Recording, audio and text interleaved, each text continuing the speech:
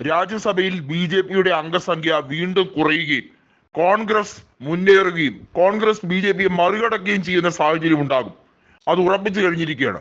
മഹാരാഷ്ട്രയിൽ നിന്ന് നിയമസഭാ തെരഞ്ഞെടുപ്പിന് ശേഷം ഉണ്ടാകുന്ന ഒരു രീതി എന്നത് BJP-ക്ക് അതീവ ദുർഘടം തന്നെയായിരിക്കും. BJP-ക്ക് മാത്രമല്ല സഖ്യകക്ഷികൾക്കും ഒന്നും തന്നെ കിട്ടുകയില്ല എന്ന് വ്യക്തമാകുന്ന സാഹചര്യമാണ്. രാജ്യസഭാ തെരഞ്ഞെടുപ്പിലേക്ക് ഒരാളെ ജയിപ്പിക്കണമെങ്കിൽ അതിന് ആനുപാതികമായ നിയമസഭാ സാമാജികർ അവിടെ ഉണ്ടാകണം. മഹാരാഷ്ട്രയിലും ഹരിയാനയിലും നടക്കുന്ന നിയമസഭാ തെരഞ്ഞെടുപ്പിൽ ഇത് പ്രതികൂലമാകുമെന്ന് BJP-ക്ക് നന്നായി അറിയാം. ജാർഖണ്ഡിലും ഇതേ വർഷം തന്നെയാണ് നിയമസഭാ തെരഞ്ഞെടുപ്പ് നടക്കാൻ പോകുന്നത്. കൃത്യമായി പറയുകയാണെങ്കിൽ ഒരുപക്ഷെ 3 സംസ്ഥാനങ്ങളുടെയും നിയമസഭാ തെരഞ്ഞെടുപ്പ് ഒരേ സമയത്ത് തന്നെ നടത്താനാണ് ഇലക്ഷൻ കമ്മീഷൻ ആലോചിക്കുന്നത്. അങ്ങനെ വരുമ്പോൾ 81 സീറ്റുള്ള ജാർഖണ്ഡ്, 90 സീറ്റുള്ള ഹരിയാന, 288 സീറ്റുകളുള്ള മഹാരാഷ്ട്ര, 3 സംസ്ഥാനങ്ങളുടെയും നിയമസഭാ തെരഞ്ഞെടുപ്പ് ഒരേ കാലക്രമത്തിൽ തന്നെ നടക്കുന്ന സാഹചര്യം ഉണ്ടാവും. BJP-ക്ക് അത് ചിന്തിക്കാൻ കൂടി വയ്യാത്ത സാഹചര്യമാണ്. നമുക്കറിയാം BJP ഇപ്പോൾ പ്രതിരോധത്തിലാണ്.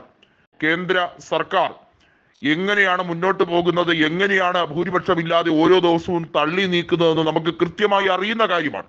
നരേന്ദ്രമോദി അദ്ദേഹത്തിന്റെ എല്ലാ രീതിയിലുള്ള സ്രോതസ്സുകളും ഉപയോഗിച്ചുകൊണ്ട് TDP-യെയും ഐക്യ ജനതാദളിനെയും പ്രീതിപ്പെടുത്താൻ ആ സംസ്ഥാനങ്ങളിൽ ബജറ്റ് വീതം വാരിക്കോരി കൊടുക്കുകയും അതിനെ ഒരു കേന്ദ്ര ബജറ്റ് എന്ന് പോലും പറയുന്നതേ അപമാനമായി മാറുന്ന രീതിയിലായിരുന്നു. അത്രയും ഗതികെട്ട രീതിയിൽ അടിയറവ് വയ്ക്കുന്ന രീതിയിലാണ് BJP നേതൃത്വം ഇപ്പോൾ ബജറ്റ് അവതരണത്തിൽ കൃത്യമായ നീക്കങ്ങൾ നടത്തിയത്. ഇതിലൂടെ ഒരു കാര്യം വ്യക്തമായി കഴിഞ്ഞിരിക്കുന്നു: BJP-ക്ക് ഇനി അധികം നാൾ പിടിച്ചു നിൽക്കാൻ കഴിയില്ല. ഈ മുന്നണി സംവിധാനം തകർന്ന് തരിപ്പണമാവുകയും BJP MP-മാർ ഉടൻ തന്നെ രാജിവെക്കാനുള്ള സാഹചര്യം ഉണ്ടാകും. രാജ്യസഭയിൽ കേവല ഭൂരിപക്ഷം നഷ്ടപ്പെടുകയും ബില്ലുകൾ പാസ്സാകാതെയും വരുമ്പോൾ താനെ തന്നെ സർക്കാർ രാജിവെക്കേണ്ട സാഹചര്യം ഉടലെടുക്കും. അവിശ്വാസ പ്രമേയം പാസ്സാക്കാൻ ഇതിലും മികച്ചൊരു അവസരമില്ല എന്ന് അതുകൊണ്ട് തന്നെയാണ് കോൺഗ്രസിനോട് തൃണമൂൽ കോൺഗ്രസ് ആവശ്യപ്പെട്ടിരിക്കുന്നത്.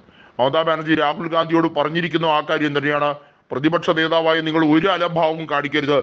ഏത് രാഷ്ട്രീയ സാഹചര്യത്തിലും ഭരണവിരുദ്ധത ആഞ്ഞടിക്കുകയാണെങ്കിൽ തീർച്ചയായും ഫ്ലോർ ടെസ്റ്റ് നടത്താൻ കഴിയും. അങ്ങനെ സംഭവിക്കുമ്പോൾ ജനങ്ങൾ കൃത്യമായും വീണ്ടും തെരഞ്ഞെടുപ്പിലേക്ക് മനസ്സാൽ ഒരുങ്ങിക്കഴിയും.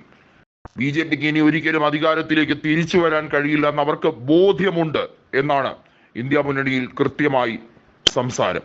രാജ്യസഭയിൽ കേവല ഭൂരിപക്ഷമില്ലാത്ത BJP കേവലം 6 മാസം കൊണ്ട് തന്നെ തകർന്ന് തരിപ്പണമാകുന്ന കാഴ്ചയായിരിക്കും കാണാൻ പോവുക.